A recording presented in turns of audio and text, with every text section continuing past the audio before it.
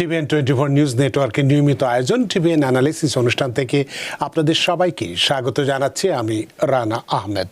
সুপ্রিয় দর্শক, আপনারা এই মুহূর্তে যারা ঘরে টেলিভিশন সেটের সামনে বসে অনুষ্ঠানটি দেখছেন কিংবা আরেকটু পরে টেলিভিশন সেটের সামনে বসে আপনাদের এই প্রিয় অনুষ্ঠানটি উপভোগ করবেন, কিংবা এই মুহূর্তে যারা ফেসবুক লাইভে ঢুকেছেন অথবা আরেকটু পরে ফেসবুক লাইভে ঢুকবেন, কিংবা আরও পরে সময় সুযোগ মতো যারা ইউটিউবে অনুষ্ঠানটি দেখবেন তাদেরকেও আগাম স্বাগত জানিয়ে রাখি। সুপ্রিয় দর্শক, আজকে আমরা ট্যাক্স নিয়ে কথা বলবো। দেখতে দেখতে ট্যাক্স সিজন প্রায় শেষের পথে। আজকে 27 তারিখ, আর মাত্র 15-16 দিন বা 2 সপ্তাহ একটু বেশি হাতে আমাদের সময় আছে। সুতরাং আজকে আমরা 2026 সালের ট্যাক্স ফাইলিং সিজনের গুরুত্বপূর্ণ আপডেট কি আছে সেই আপডেটগুলো কথা বলবো, এবং কনসার্ন কি। কনসার্নের মধ্যে আমরা জানি যে অনেকেই ট্যাক্স ফাইল অনেক আগেই করেছেন বা সাম্প্রতিককালে করেছেন, তাদের রিফান্ড পেতে কেন দেরি হচ্ছে, অনেকেই রিফান্ড পাচ্ছেন না, কেন দেরি হচ্ছে, সেই কনসার্নগুলো নিয়ে আমরা কথা বলবো। আমরা বিজনেস ট্যাক্স রিটার্নের জন্য ট্যাক্স টিপস এবং সেরা যে প্র্যাকটিসগুলো আছে সেটা নিয়ে কথা বলবো। হাতে সময় থাকলে রেস্টুরেন্ট ব্যবসার মালিকদের জন্য যে 3টি বোনাস ট্যাক্স ক্রেডিট রয়েছে সেটা নিয়েও আমরা কথা বলতে পারি। সুপ্রিয় দর্শক, এর বাইরেও ট্যাক্স বা আর্থিক বিষয়ে যদি আপনাদের কোনো প্রশ্ন থেকে থাকে সেই প্রশ্নগুলো করবার জন্য আমাদের টেলিভিশন স্ক্রিনে যে টেলিফোন নম্বরটি ভেসে উঠেছে তারপরেও আমি বলে দিচ্ছি 646-307-9828 এই নম্বরে ফোন করতে পারেন, কিংবা যাদের ফোন করতে খুবই অসুবিধা হয় তারা আমাদের ফেসবুকেও প্রশ্ন রাখতে পারেন। আমরা সবগুলো প্রশ্নের উত্তর দেবার চেষ্টা করব, এবং ইত্যকার এই সমস্ত বিষয়ে আলোচনা করবার জন্য আমাদের স্টুডিওতে উপস্থিত হয়েছেন আমাদের সকলের প্রিয়জন, প্রিয় মানুষ, প্রিয় মুখ, প্রিয় অ্যাকাউন্ট্যান্ট জনাব Mohammad Chishti, CPA MBA, president এবং CEO Chishti accounting and tax services এবং adjunct accounting lecturer, City University of New York. জনাব মোহাম্মদ চিশতি, আপনাকে স্বাগত। অনেক ধন্যবাদ রানা ভাই, এবং অনেক ধন্যবাদ টিভিএনের সকল দর্শকদের যারা এই প্রোগ্রামটা এখন লাইভে দেখছেন এবং পরবর্তীতে যারা রেকর্ডেড ভার্সন ফেসবুকে অথবা ইউটিউবে দেখবেন।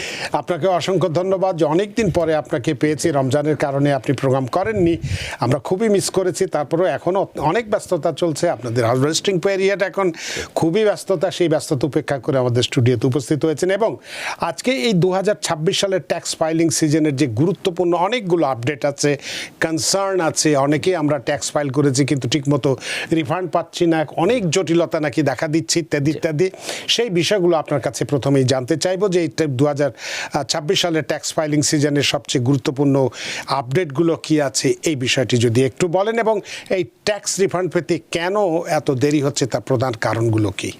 অনেক ধন্যবাদ রানা ভাই। হ্যাঁ, আমরা কয়েকটা এপিসোড করেছি আসলে বিগ বিউটিফুল বিল নিয়ে।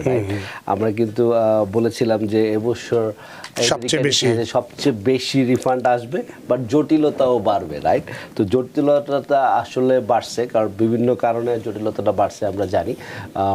টিপস ক্রেডিট, টিপসের উপরে ট্যাক্স নাই ক্যালকুলেশন, তারপর ওভারটাইমের উপরে ট্যাক্স নাই ক্যালকুলেশন, IRS-এর নতুন ল অনেকগুলো যেগুলো বিগ বিউটিফুল বিল অ্যাক্টের মাধ্যমে আসছে ওগুলোর ক্ষেত্রে।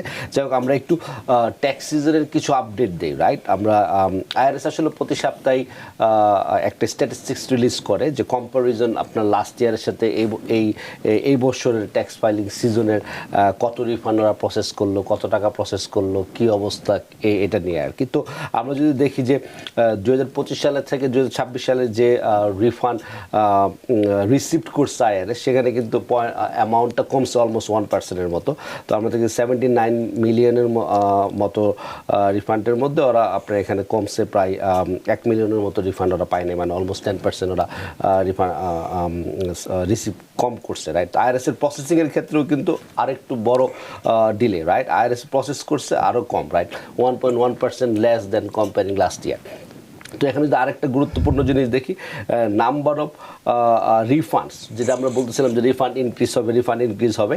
তো রিফান্ড যতজন পাইছে, রিফান্ডের নাম্বারটা 1.8% ইনক্রিজ হয়েছে, এবং রিফান্ড যে অ্যামাউন্টটা আমরা বলতেছিলাম যে বড় রিফান্ড সো ফার মার্চের 20 তারিখ পর্যন্ত যদি আমরা স্ট্যাটিস্টিক্স দেখি যে মার্চের 21 তারিখ পর্যন্ত 2025 এবং মার্চের 20 তারিখ 2026-এর যে কম্পারিজনটা, 2025 সালে IRS রিফান্ড রিলিজ করছিল $179 আর কম্পেয়ারিং 2026 সালে আইআরএস রিফান্ড রিলিজ করছে সোফার $202.5 বিলিয়ন। তো এখানে অলমোস্ট $12.9 বিলিয়ন বেশি রিফান্ড, সরি $23 বিলিয়ন বেশি রিফান্ড আইআরএস রিলিজ করছে আপনার 26 সালে।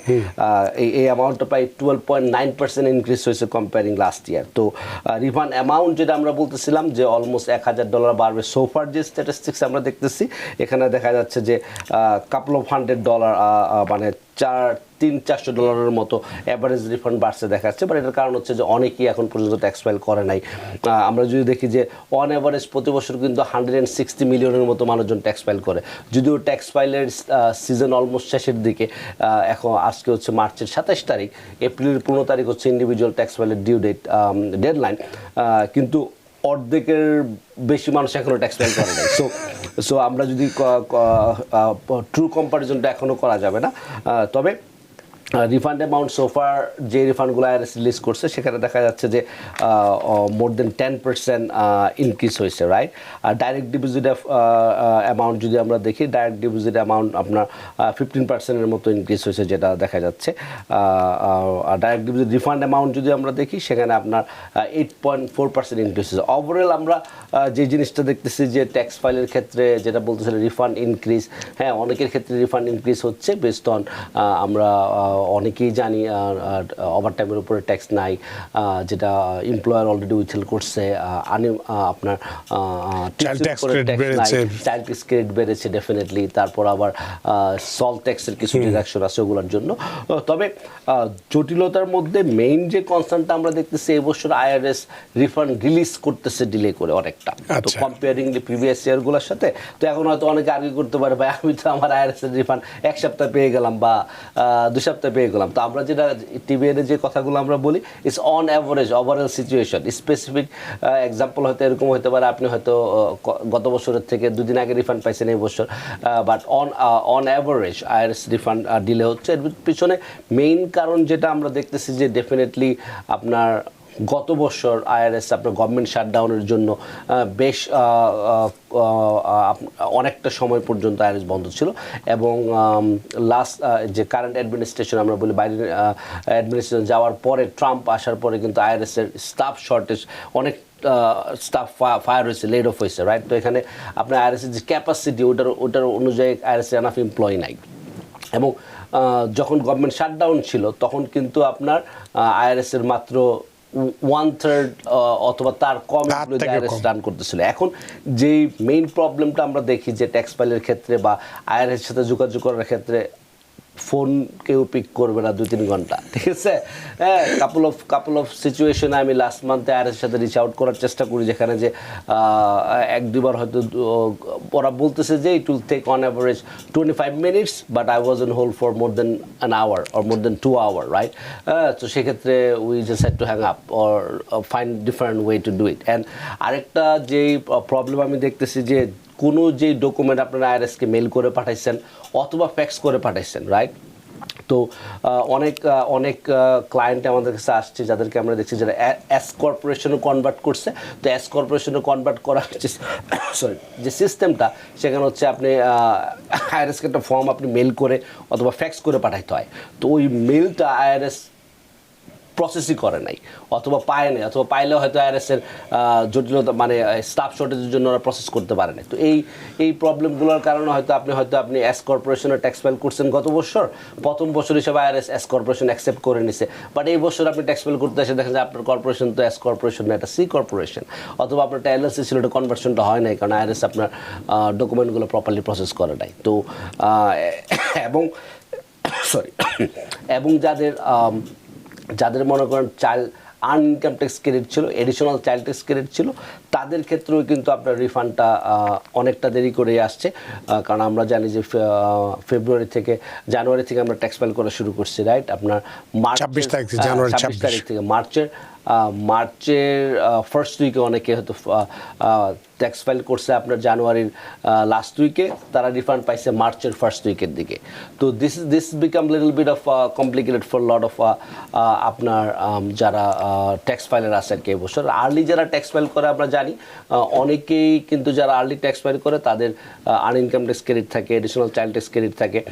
নর্মালি যদি আমরা ইসনাট দেখি যেটা যে 100% ট্রু এরকম না যে যারা রিফান্ড পায় তারা তাড়াতাড়ি একটু ফাইল করতে চেষ্টা করে, রাইট, কারণ you are waiting for that money, right. তো এটা জাস্ট একটা আইডিয়া, রাইট। তো রিফান্ড পাওয়ার মানে মেনলি যারা রিফান্ড পায় তারা হচ্ছে হয়তো আর্ন ইনকাম ট্যাক্স ক্রেডিটটা পাচ্ছে অথবা এডিশনাল চাইল্ড ট্যাক্স ক্রেডিট পাচ্ছে, সিটি এবং স্টেট থেকে আর্ন ইনকাম ট্যাক্স ক্রেডিট পাচ্ছে। তো সেক্ষেত্রে কিন্তু আইআরএসের কিছু গাইডলাইন থাকে, আইআরএস চাইলেও রাইট হতে রিফান্ডটা প্রসেস করে না, ওরা একটা ডেট দিয়ে দেয় প্রতি বছর। তো এই বছর আইআরএস আগে থেকে বলে দিয়েছিল যে মার্চের প্রথম উইক থেকে ওই রিফান্ডগুলো তারা প্রসেস করবে। তো আইআরএস কিন্তু প্রতি বছরই আমি দেখতেছি যে যেভাবে দেরি করে রিটার্ন প্রসেস করা শুরু করে, এবং আর এই বছরের জটিলতাটা মেইনলি হচ্ছে রিফান্ড ডিলেটা, আরেকটা হচ্ছে আপনার increasing scams.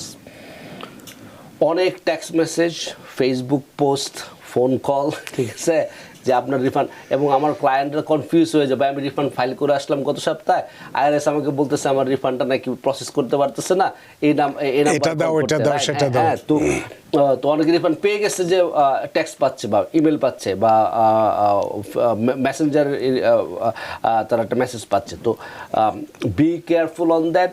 IRS will never call you আপনার রিফান্ড প্রসেসের জন্য বা ইনিশিয়াল কল। কখনো আইআরএস আপনাকে করে বলবে না যে আমরা তোমার রিফান্ড প্রসেস করতে পারতেছি না এই ডকুমেন্টের জন্য। আইআরএস আপনাকে চিঠি পাঠাবে, আইআরএস আপনাকে ফেসবুকে মেসেজ দেবে না, আইআরএস আপনাকে ফোন মেসেজও দেবে না, হ্যাঁ, তো আপনার মেসেঞ্জারে মেসেজ দেবে না, যেটাই হোক আইআরএস আপনাকে যদি আপনার কাছে কমিউনিকেশন করতে হয় আইআরএস আপনাকে চিঠি পাঠাবে। চিঠি পাঠানোর পরে নেক্সট স্টেপে যখন অডিটে যাবেন আপনি যদি জানেন আপনার অডিটর কে, ওই আপনি আইআরএসের কারোর সাথে কথা বলতেছেন, সেক্ষেত্রে নেক্সট স্টেপে হয়তো আইআরএসের সাথে আপনার কমিউনিকেশন ওভার দ্য ফোন হইতে পারে, বাট প্রথম কমিউনিকেশন আইআরএসের সাথে আপনাকে চিঠি পাঠাবে, কোনো ফোন টোন নয়, একদম চিঠিতে আসবে। তো এটা তো আপনি বললেন যে দেরির পেছনের কারণগুলো একটু ব্যাখ্যা করলেন, এবং সেক্ষেত্রে আপনি বললেন শাটডাউন ছিল, আইআরএসের কাজের গতির মন্থর গতি ছিল, বা অন্যান্য বিভিন্ন বিষয়গুলো ছিল, সেটা বললেন। কিন্তু এক্ষেত্রে আপনি একজন অ্যাকাউন্টেন্ট হিসেবে প্রতিদিন শত শত মানুষের ট্যাক্স ফাইল করছেন, আপনি রিটার্ন করছেন, তো এক্ষেত্রে আপনার কাছে কি মনে হয় যে এই কারণগুলো ছাড়াও এই আমাদের রিফান্ডগুলো পাওয়ার ক্ষেত্রে যারা আমরা সাধারণভাবে যারা ট্যাক্স ফাইল করি তাদেরও ভুল, যদিও আপনি কিছু এস কর্পোরেশন বা এই ধরনের কিছু ভুলের কথা বলেছেন ব্যবসার ক্ষেত্রে, কিন্তু আমরা যদি পার্সোনালের কথা বলি, ব্যক্তিগত ইয়ের কথা বলি, যে সেক্ষেত্রে যে আমরা কোন ধরনের ভুলগুলো করেছি যে কারণে এই রিফান্ডগুলো পেতে দেরি হচ্ছে, এটা যদি বলেন তাহলে এখনও যারা আপনি বললেন যে অর্ধেক মানুষ ট্যাক্স ফাইল করেনি তারা অন্তত সচেতন হতে পারবো।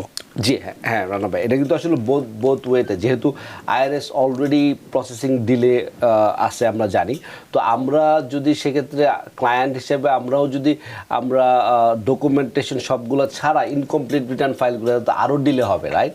তো মেইনলি যে প্রবলেমগুলো আমরা দেখি প্রতিনিয়তই, যেটা দেখি সেটা হচ্ছে যে ইনকমপ্লিট ট্যাক্স ফাইল করা। তো আপনি ট্যাক্স ফাইল করতে আসছেন, আপনি সব ডকুমেন্ট নিয়ে আসেন নাই, আপনি হয়তো একটা 1099 ভুলে গেছেন, একটা W2 ভুলে গেছেন। মেনলি আমি প্রায় কথা বলছিলাম এটা নিয়ে, আমি এখনও অফিসে দেখি প্রতিদিনই 1-2 আমরা পাচ্ছি যে ওই যাদের হোম কেয়ার ছিল, হোম কেয়ার এক্সক্লুশনের ব্যাপারটা একটা আছে, সেক্ষেত্রে দেখা গেলো সে ওই ফার্স্টের 3 মাস যে এজেন্সির সাথে কাজ করছে সেই W2 টানতে বলে যাচ্ছে, তো এজেন্সির সাথে কথা বলতেছে। তো অনেক সময় যে গতকালকে ক্লায়েন্ট যেটা হলো যে তার ট্যাক্স ফাইল করছে গত বছর, বাট সে ভুলে গেছে গত বছরে তার একটা 1099 ছিল। তো সেক্ষেত্রে আপনার রিফান্ডগুলো ডেফিনেটলি ডিলে হয়, যে আমাকে তো আইআরএস চিঠি পাঠাইছে, আমি তো রিফান্ড পাইনি, মানে তো কারণ হচ্ছে তো আপনি একটা 1099 রিপোর্ট করতে ভুল করছেন, রাইট। আর আরেকটা যেটা দেখতেছি আমি, যে আপনি স্টক মার্কেটে যাদের ইনভেস্টমেন্ট আছে, হ্যাঁ, তাদের দেখতেছি আপনার অনেকগুলো প্ল্যাটফর্মে ওনারা ট্রেডিং করে। আপনার রবিনিউড হইতে পারে, আপনার হয়তো টিডিএম লিমিটেড হইতে পারে, অথবা উইবল হইতে পারে, অথবা যারা ক্রিপ্টোতে ট্রেডিং করেন, ক্রিপ্টোতে লট অফ আদার প্ল্যাটফর্ম আছে, কয়েনবেস একটা কমন প্ল্যাটফর্ম আছে। তো কয়েনবেসে যদি আপনি ট্রেডিং করে থাকেন, হ্যাঁ, সেক্ষেত্রে মেক শিওর করেন আপনার সবগুলো ডকুমেন্ট নিয়ে আপনি আসেন। আইআরএস কিন্তু ভেরি সিরিয়াসলি ট্র্যাকিং করার চেষ্টা করতেছে, যাদের আপনার ক্রিপ্টোকারেন্সিতে ডিজিটাল কয়েন যাদের আছে, ইনভেস্টমেন্ট আছে। তো আইআরএসও কিন্তু কনসার্ন যে আইআরএস এর পক্ষে ইজ ডিফিকাল্ট টু ক্যাচ, অনেকেরই বিভিন্ন ফরেন প্ল্যাটফর্মে ট্রেডিং করতেছে। তো আইআরএস ট্রাই করতেছে, আইআরএস ট্যাক্স ফাইলের ফর্মের মধ্যে কোশ্চেন অ্যাড করে দিয়েছে যে আপনাকে বলার জন্য ট্যাক্স ফাইলের মধ্যে যে আপনি কোনো ক্রিপ্টোকারেন্সি অথবা ডিজিটাল অ্যাসেট ট্রেডিং করছেন কিনা। আপনি যদি নো কোশ্চেন আনসার দেন, আইআরএস যদি ফাইন্ড আউট করে you have, then IRS will send you letter. তো মেইনলি ডিলে যদি বলেন, প্রসেসিংয়ের ক্ষেত্রে ডিলে হওয়ার ক্ষেত্রে আমি যেটা দেখতেছি মিসিং ডকুমেন্ট, ইনকমপ্লিট ডকুমেন্ট। তো যেটা হয় আমরা প্রায়ই আমাদের টিভিএনে তো আমরা সারা বছরই শো করি, সারা বছরই আমরা আপনাদের গাইড করি বা বলার চেষ্টা করি যে অর্গানাইজ থাকা।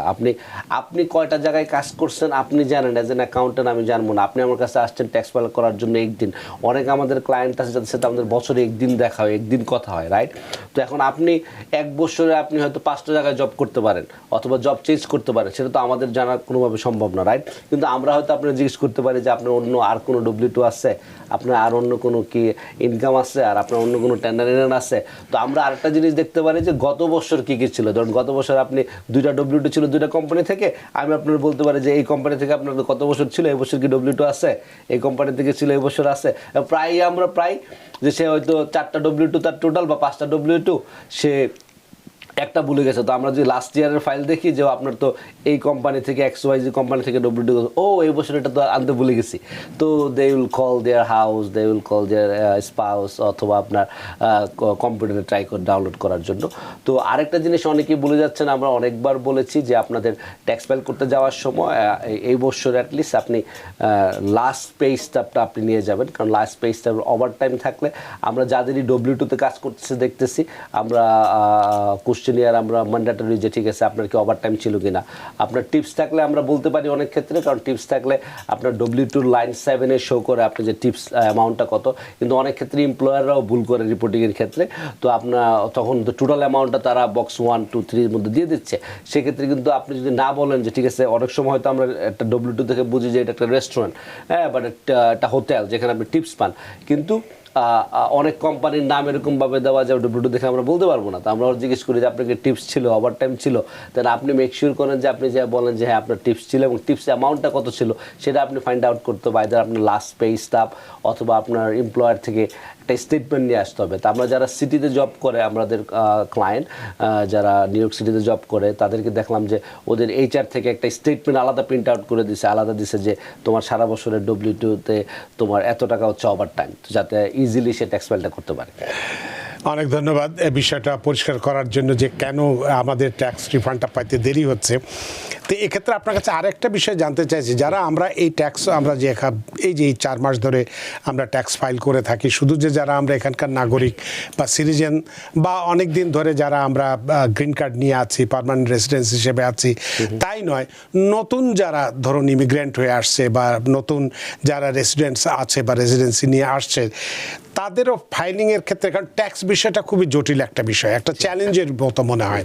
তো এক্ষেত্রে এই ধরনের যারা নতুন আসছে, মানে নতুন ইমিগ্রেন্ট হয়ে আসছে বা গ্রিন কার্ড নিয়ে আসছে, তাদের কাছে এইটা একটা চ্যালেঞ্জের মতো, তাদের জন্য কি পরামর্শ আছে আপনার এই চ্যালেঞ্জগুলো উত্তরণের জন্য? হ্যাঁ, আপনি নতুন যদি এসে থাকে কেউ, ডেফিনেটলি আমি যেটাকে একটু সামারাইজলি বলি, আপনি নতুন এসে থাকলে আমেরিকার ট্যাক্স সিস্টেমটাকে বলা হয় যে অনার সিস্টেম। মেনলি এটা বলে pay as you go, right? আপনি যখন কাজ করেন, আপনার এমপ্লয়ার আপনার W2 থেকে একটা এস্টিমেটেড একটা ট্যাক্স কেটে রাখে। মেনলি আপনার W2-তে অন অ্যাভারেজ আপনি 5টা ট্যাক্স দেখবেন। তা 5টার মধ্যে হচ্ছে ফেডারেল ট্যাক্স, স্টেট ট্যাক্স এবং সিটি ট্যাক্স, আর 2টা হচ্ছে ম্যান্ডেটরি, যেটা ফিক্সড পার্সেন্টেজ, যেটা হচ্ছে সোশ্যাল সিকিউরিটি আর মেডিকেয়ার, ফাইকা ট্যাক্স। তো সোশ্যাল সিকিউরিটি মেডিকেয়ার 6.2% আপনার থেকে কেটে রাখবে, আপনার এমপ্লয়ার দিবে 6.2% সোশ্যাল সিকিউরিটি, মেডিকেয়ার 1.45% আপনার এমপ্লয়ার দিবে, 1.45% আপনি দেবেন। বাকি যে 3টা ট্যাক্স আছে, federal tax, state tax, some cases city tax, ওইটা ডিপেন্ড করতেছে আপনার ডিপেন্ডেন্ট কজন আছে, আপনার ইনকাম লেভেল কত, সেটার উপর বেস করে এস্টিমেটেড একটা আপনি এমপ্লয়ার কেটে রাখবে। তো আপনি ট্যাক্স ফাইল করার সময় আপনার ইনকাম ডকুমেন্টগুলো নিয়ে যেতে হবে। তো ইনকাম আপনার আইদার হইতে পারে W2-তে অথবা হইতে পারে আপনার 1099, যেটা আপনার যদি গিগ ওয়ার্কার হন তখন তারা ইস্যু করবে। তো নতুন হইলে যেটা আমাদের এক্সপ্লেন করতে হয় কী কী ডকুমেন্ট নিয়ে আসতে হবে। হ্যাঁ, মেনলি আপনার যদি ইনকাম থাকে সব ইনকাম ডকুমেন্টগুলো নিয়ে যান। তারপরে আপনার যদি কোনো ইন্টারেস্ট পেয়ে থাকেন, আপনার ইনভেস্টমেন্ট ইনকাম থাকে, সব ডকুমেন্টগুলো আপনি ট্যাক্স ফাইল করার সময় আপনার অ্যাকাউন্টেন্টের কাছে নিয়ে যাবেন। তো অনেকটা যারা নতুন আসে তাদের মধ্যে আরেকটা সারপ্রাইজিং ব্যাপার কাজ করে যে আমি তো ইনকামই করলাম 10,000 বা 15,000, আমার ডিপেন্ড, আমি আর রিফান্ড পাচ্ছি কীভাবে? হ্যাঁ, রিফান্ড জিনিসটা অনেক সময় মানুষের মাথায় একটু জটিল মনে হয় যে কেন, আমি তো ট্যাক্স দেওয়ার কথা, আমি উল্টা রিফান্ড পাচ্ছি। তো এটা বেসিক্যালি রিফান্ডটা যদি নতুন হয়ে আপনি কেউ শুনে থাকেন, রিফান্ডটা হচ্ছে আপনি আইদার চাইল্ড ট্যাক্স, আপনার বাচ্চা থাকার জন্য গভর্নমেন্ট আপনাকে একটা সাপোর্ট দিচ্ছে, child tax credit $2,200 per child এ বছর, এবং আপনার আর্ন ইনকাম ট্যাক্স ক্রেডিট, আপনার ইনকাম যদি সার্টেন লেভেলের নিচে থাকে, আর্ন ইনকাম ট্যাক্স ক্রেডিট আপনি ফেডারেল এবং স্টেট থেকে পেতে পারেন, যেটা হচ্ছে রিফান্ডেবল। তো ওইটা আপনি ট্যাক্স যদি আপনার ডিউ নাও থাকে, ওই রিফান্ডটা আপনি পেয়ে যাবেন এজ এ গভর্নমেন্টের একটা সাপোর্ট, যেহেতু আপনি ইউ হ্যাভ এ চাইল্ড এবং আপনার ইনকাম লো হলে you can get that support. আরেকটি প্রশ্ন আপনার কাছে করতে চাই, কারণ আপনি এই আলোচনার মধ্যে দিয়ে একটি শব্দ ব্যবহার করেছেন যে অডিট। তো এই যে অডিট, একটা অডিটের কথা শুনলে আমাদের ভেতরে একটা ধক করে ওঠে যে আল্লাহ, না জানি কি একটা সমস্যার মধ্যে পড়লাম। তো এই অডিটের ঝুঁকি কমাতে একজন ট্যাক্সদাতার কি কি বিষয়ে সতর্ক থাকা উচিত? আচ্ছা, তো অডিটের ঝুঁকি, অডিটটা হইতে পারে বিভিন্ন কারণে, রাইট?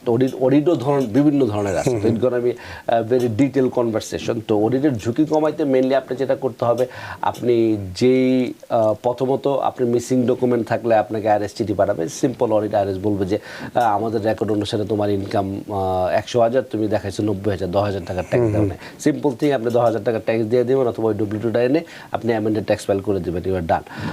নেক্সট হচ্ছে যে হইতে পারে যে আপনি অনেক মিসিং ডকুমেন্ট আছে, এরকম হতে পারে যে আপনি কিছু এক্সপেন্স দেখাইছেন যেটা আইআরএস এর কাছে মনে হচ্ছে যে টু মাচ, রাইট? তো সেক্ষেত্রে আপনি মেক শিওর করতে হবে যে এক্সপেন্স দেখানোর ক্ষেত্রে যে কী কী এক্সপেন্স দেখাচ্ছেন সেটা রিজনেবল কিনা, সেটা আপনি প্রুভ করতে পারবেন কিনা, আপনার বিজনেসের সাইজ অনুসারে যায় কিনা। তো এরকম যদি হয়, না ঠিক আছে আপনি $60,000 বছরে মেক করছেন, আপনি স্কেজুয়ালেতে যে 40,000 দেখাই দিলেন, আপনি ডোনেশন দিচ্ছেন, তো IRS will be like it doesn't make sense. তুমি 60,000 যদি তুমি ইনকাম করে 40,000 ডোনেশন দিছো, তুমি হয়তো অনেক ভালো মানুষ, বাট তুমি প্রমাণ দাও, ঠিক আছে? তুমি 40,000 টাকা কারে দিচ্ছ, কোনো অর্গানাইজেশন দিচ্ছ, ক্যান্সেল চেক পাঠাও। তো ওই ক্ষেত্রে আপনাকে হয়তো এক্সপেন্সের সামঞ্জস্য না থাকাটা, রাইট? ওটা একটা রিজন হতে পারে। আর অডিট হইতে পারে র্যান্ডমলি, রাইট? র্যান্ডম অডিট হয়তো র্যান্ডমলি পিক করতে পারে যে কোনো একটা ট্যাক্স রিটার্ন, অথবা আপনি কিছু রেড অ্যালার্টের কারণে হতে পারে। তো বিভিন্ন ধরনের রেড অ্যালার্ট আছে, ইটস ভেরি লং কনভারসেশন। কী ধরনের রেড অ্যালার্ট হতে পারে? তো রেড অ্যালার্ট হতে পারে যে আপনি সবচেয়ে কমন যেটা আইআরএসের ক্ষেত্রে, সেটা হচ্ছে যে আপনি মিসিং ডকুমেন্ট যেটা বললাম। আরেকটা হচ্ছে যে স্টক মার্কেটের কথা যেটা আমি বলতেছিলাম, স্টক মার্কেটে অনেকেই মিস করে তাদের, বা আমার তো দেখাইতে হবে কিনা জানি না, মানে জানি না কথাটা বললে তো আপনি ল না জানা ডাজেন্ট মিন যেটা আপনি পার পেয়ে যাবেন, রাইট? তো স্টক মার্কেটের ক্ষেত্রে আমি দেখছি অনেকেই করে কি, স্টক মার্কেটে ট্রেডিং করতেছে, তার এই বছর হয়তো অনেক টাকা প্রফিট হয়ে গেছে, রাইট? সে এটারে ইগনোর করতে চায়। তাই ইগনোর করতে চাইলে আইআরএস এর কাছে তো অলরেডি সমস্ত তথ্য আছে। আইআরএস দেখবে কি 1 বছর 2 বছর পরে আইআরএস দেখবে যে না, তোমার তো ক্যাপিটাল গেইন ছিল 50,000, তুমি এটা দেখাও নাই, তো ওইটার উপরে সে ইন্টারেস্ট পেনাল্টি করে আপনার কাছে পাঠাবে। তো আমি যেটা বলবো যে বেসিক অডিট এবিট করার সিস্টেম হচ্ছে টাইমলি ফাইল করা, আপনার সব ডকুমেন্ট একসাথে করে ফাইল করা, এবং এমন কোনো এক্সপেন্স না দেখানো। যারা সেলফ এমপ্লয়েড আছেন, নর্মালি অডিটের মধ্যে পরে ট্যাক্স রিটার্ন হচ্ছে আপনার যাদের স্কেজুয়াল সি ইজ ভেরি আপনার high audited form, right? Schedule E আপনার দেখা গেলো বাড়ি আছে, রেন্টাল প্রপার্টি, আপনি জ্যাকসন হাইটে আপনার একটা বাড়ি, যেটা আপনার 2 ফ্যামিলি বাড়ি, আপনি দেখা যাচ্ছে রেন্ট মাত্র 15,000 টাকা বছরে। তো যে কোনো অডিটর দেখলে বলবো যে জ্যাকসন হাইটে তো তোমার 2টা অ্যাপার্টমেন্ট থাকলে 15,000 টাকা ভাড়া, তুমি মানুষের ফ্রি থাকতে দাও নাকি? তুমি এখানে 25,000 টাকা লস নিতেছো বাড়িতে, রাইট? হ্যাঁ, তো তোমার ডেপ্রিসিয়েশন আছে, তোমার রিপেয়ার মেনটেন্যান্স আছে, তোমার ইন্স্যুরেন্স আছে, ট্যাক্স আছে, বাট তুমি তো ভাড়া দেখাইতেছো এত কম, কাহিনী কি? সো দেখেন যে স্পিক ইউর রিটার্ন, যে ঠিক আছে তোমার ভাড়ার প্রুফ দাও, লিজের প্রুফ দাও, তুমি যে খরচ করছো রিপেয়ার মেনটেন্যান্স করে থাকলে রিপেয়ার মেনটেন্যান্সের প্রুফ দাও। সো যেটাই করেন না কেন, it has to be reasonable. তো যখন আপনার এটা আনরিজনেবল মনে হবে, দে উইল অডিট। তো মেক শিওর করতে হবে যে এক্সপেন্স বা ইনকামের ক্ষেত্রে সামঞ্জস্য থাকা। অনেক ধন্যবাদ। তো একটা প্রশ্ন আর করতে চাই, যেহেতু আপনি আলোচনার মধ্যে দিয়ে বলেছেন যে আমাদের তো অনেক মানুষ এখানে, এবার কত মানে কি পরিমাণ ট্যাক্স ফাইল করার কথা?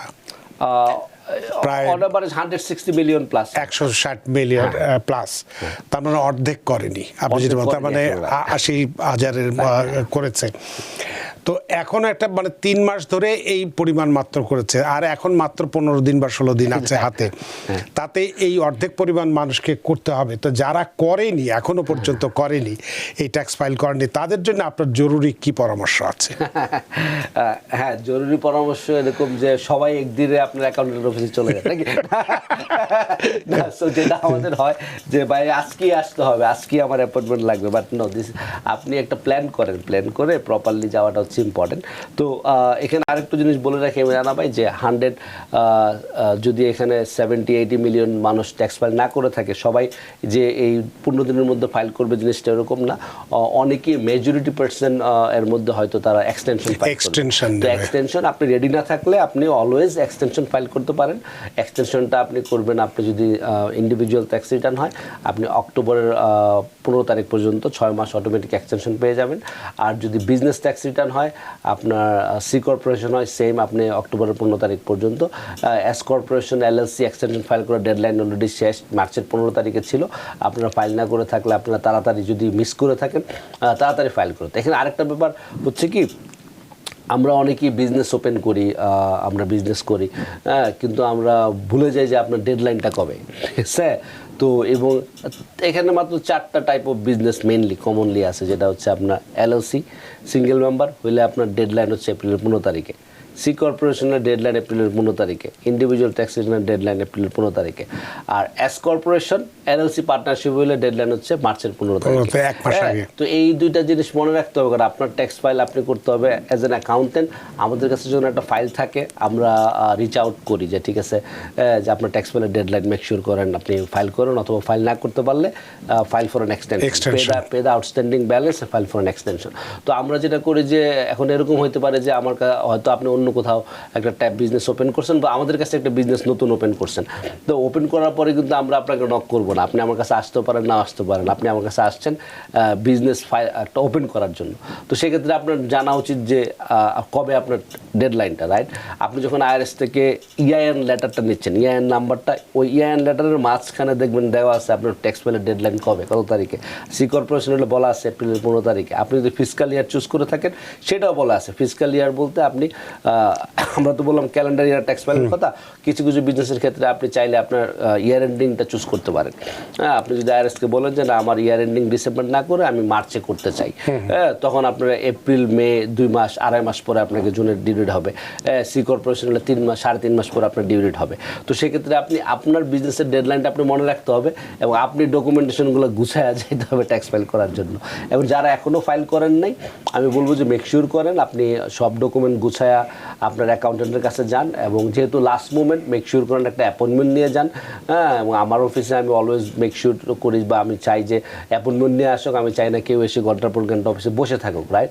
সেই মুহূর্তে যে কোনো যেই আপনার সিপিএ অ্যাকাউন্টেন্ট যান, মেক শিওর করেন। আর যেহেতু এটা লাস্ট মোমেন্ট, মেক শিওর করেন যে আপনি সবগুলো ডকুমেন্ট অর্গানাইজলি গুছায় নিয়ে যান, যাতে আপনার জন্য সুবিধা হয় তাড়াতাড়ি ফাইল করার জন্য, এবং আপনার অ্যাকাউন্টেন্টেরও সুবিধা হয় টাইমলি প্রপারলি কারেক্টলি আপনার ট্যাক্স ফাইলটা যাতে করে দিতে পারে।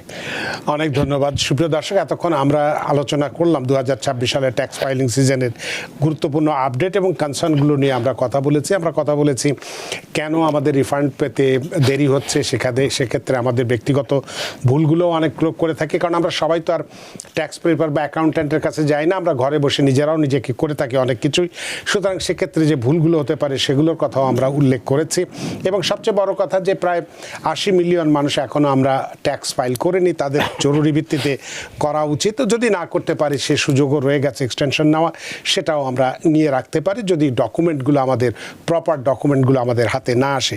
এই বিষয়টি নিয়ে আমরা কথা বলছি। আমরা এখন একটু যেতে চাই যে বিজনেস ট্যাক্স রিটার্ন নিয়ে।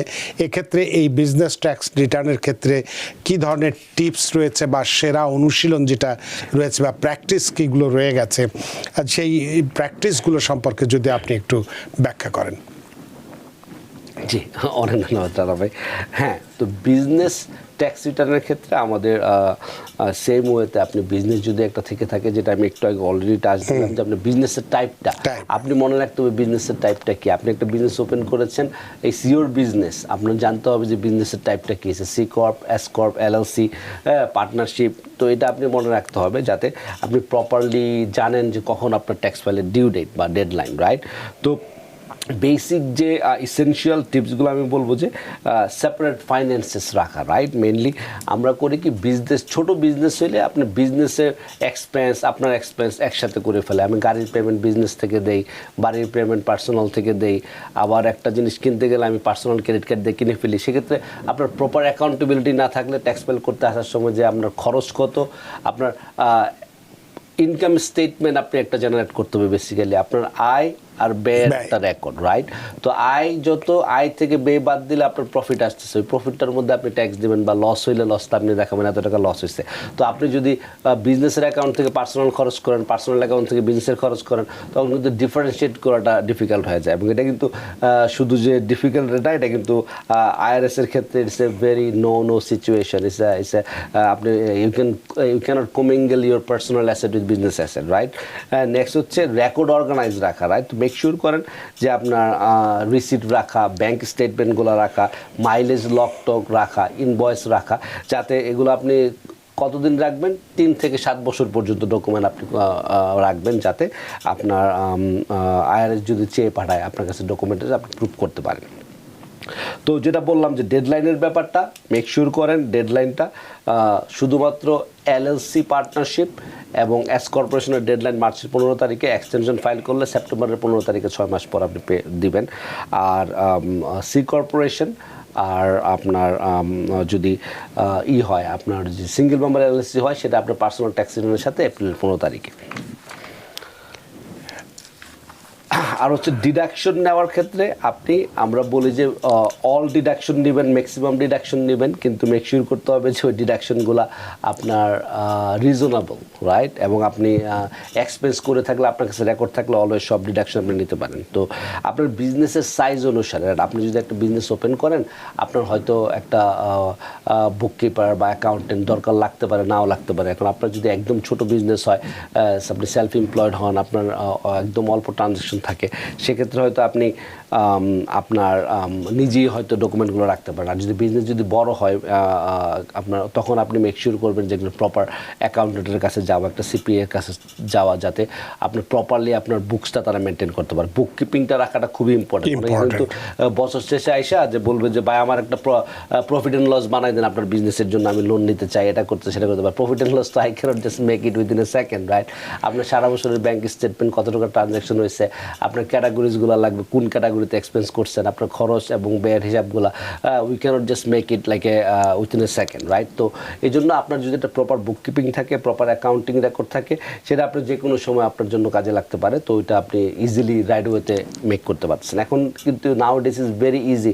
আপনি একটা অ্যাকাউন্টিং সফটওয়্যার নিতে পারেন, কুইক বুকের সস্তা সাবস্ক্রিপশন আছে, $15 মান্থ, $20 মান্থ আপনি সাবস্ক্রিপশন নিতে পারেন। সেখানে আপনার ব্যাঙ্ক অ্যাকাউন্টটা কানেক্ট করে you can categorise the expenses.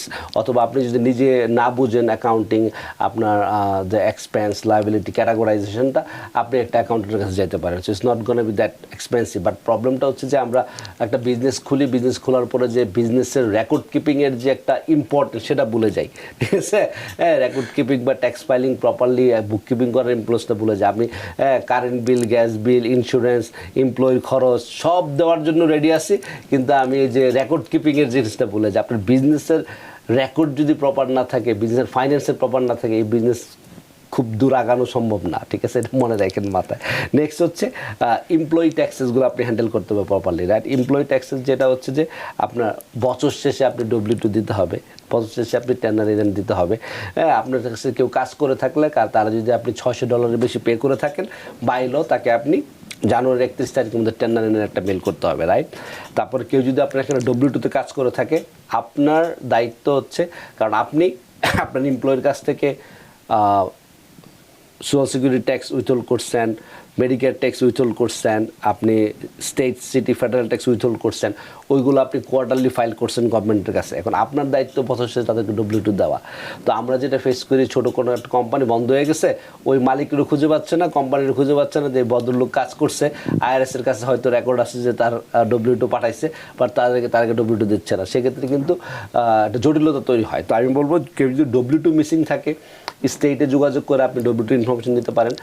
irs.gov এ আপনি অ্যাকাউন্ট ওপেন করে সেখান থেকে আপনি আপনার ইনকামের যে ট্রান্সক্রিপ্ট আছে, রাইট, আপনার ট্রান্সক্রিপ্টটা নিতে পারেন। ওখান থেকে আপনি সব রেকর্ড পেয়ে যাবেন যে কত টাকা আপনি কাজ করছেন, আপনার W2 যদি কেউ রিপোর্ট করে থাকে। সো মেক শিওর করেন যে অ্যাজ এমপ্লয়ার, অ্যাজ এ বিজনেসের সাইড আমরা বলতেছি, যে employer this is your responsibility বছরের শুরুতে আপনার এমপ্লয়িকে W2 পাঠানো, 1099 যদি কেউ থাকে তার 1099 পাঠানো। তো এখন আমাদের এই ওভারঅল যে জিনিসগুলো বললাম, এটা হচ্ছে আপনার যে একটা বিজনেসের ক্ষেত্রে কী কী জিনিসগুলো রাখতে হবে, রাইট। আমরা একটা স্পেসিফিক বিজনেস নিয়ে কথা বলছি, রেস্টুরেন্ট বিজনেস নিয়ে কথা বলতে চাইছিলাম। রেস্টুরেন্ট ব্যবসায় আমরা জানি যে 3টা বোনাস ট্যাক্স ক্রেডিট আছে, সেইটা কি তা অন্তত যারা রেস্টুরেন্ট ব্যবসার সাথে জড়িত আছে তারা তো উপকৃত হতে পারে। হ্যাঁ, তো রেস্টুরেন্ট বিজনেসের বোনাস, যে ফার্স্ট যে বোনাসটা সেটা হচ্ছে যে আপনার বোনাস ডেপ্রিসিয়েশন, 100% বোনাস ডেপ্রিসিয়েশন, যেটা আপনার ওয়ান বিগ বিউটিফুল বিল অ্যাক্টের মাধ্যমে এটাকে আপনাকে দেওয়া হয়েছে। আবার যে আপনার যদি ইকুইপমেন্ট কিনে থাকেন, আপনি যদি মেশিনারি কিনে থাকেন, ফার্নিচার কিনে থাকেন, আপনি সেটা যদি জানুয়ারির 19 তারিখ 2025 পরে হয়ে থাকে, তাহলে আপনি 100% বোনাস ডেপ্রিসিয়েশন নিতে পারবেন। নর্মালি তো ডেপ্রিসিয়েশন আপনি যে ইকুইপমেন্ট কিনেন, আপনার ইকুইপমেন্টের টাইপ অনুসারে বা ফার্নিচারের টাইপ অনুসারে আপনি 5 বছর, 7 বছর, 10 বছর, 15 বছর ডেপ্রিসিয়েট করতে পারেন, রাইট। একটা গাড়ি কিনলে হয়তো 5 বছর ডেপ্রিসিয়েট করতে পারেন, কিন্তু আপনি ইকুইপমেন্ট হয়তো আপনি 7 বছর ডেপ্রিসিয়েট করতে পারেন। বেসিক্যালি আপনার যে টোটাল ভ্যালুটা আছে সেটাকে আমি 7 বছরের খরচ দেখাতে পারেন। কিন্তু এই যে রেস্টুরেন্টের ক্ষেত্রে আপনার 100% বোনাস ডেপ্রিসিয়েশনের অপশন আছে, যে আপনি চাইলে ওইটাকে ওই বছরই বোনাস ডেপ্রিসিয়েশন দেখাতে পারেন। আরেকটা হচ্ছে কি বলা হচ্ছে যে সেকশন 179 এক্সপেন্স ডিডাকশন। তো সেকশন 179 এক্সপেন্স ডিডাকশনটাতে হচ্ছে আপনার থ্রেশহোল্ড অ্যামাউন্টটাকে অনেক ইনক্রিজ করা হয়েছে। বেসিক্যালি এটা হয়তো একটু মিড সাইজ বা বড় যদি রেস্টুরেন্ট হয় সেক্ষেত্রে তাদের জন্য কাজে লাগবে, যে আপনি আপ টু $2.5 মিলিয়ন পর্যন্ত আপনার যদি $4 মিলিয়ন উপরে এলিজিবল প্রপার্টি থাকে, সেক্ষেত্রে আপনি ওই ইকুইপমেন্ট বা ফার্নিচারের যে খরচটা ওই প্রথম বছরই খরচ হিসাবে দেখাইতে পারবেন। আপনাকে এটাকে স্প্রেড করে 5-7 বছরে দেখাইতে হবে না। তো এটা একটা ভালো জিনিস। 179 ডিডাকশন নিতে পারেন। অনেক সময় কি প্রথম বছরে আপনি হয়তো ডিডাকশন নিলে আপনার জন্য ভালো হয়, বা সেকেন্ড ইয়ারে ডিডাকশন নিলে ভালো হয়। তো সেক্ষেত্রে আপনি ডিডাকশনটা ডেপ্রিসিয়েশন না করে 5 বছর বা 7 বছর আপনি প্রথম বছরই 179 এক্সপেন্স ডিডাকশন নিয়ে নিতে পারেন। আরেকটা জিনিস হচ্ছে আমরা অনেকেই ভুলে যাই, যেটা হচ্ছে যে ফাইকা ট্যাক্স ক্রেডিট। তো ফাইকা ট্যাক্সটা হচ্ছে আপনার social security tax and Medicare tax, right.